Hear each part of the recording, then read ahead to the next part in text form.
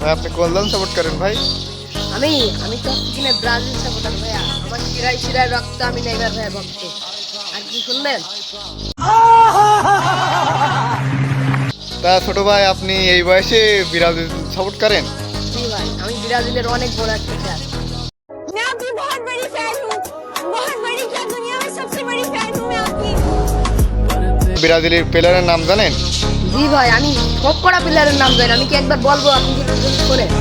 তা আপনি 5টা প্লেয়ারের নাম বলেন দিন ভাই। যে শোনেন ভাই, রোনাল্ডো,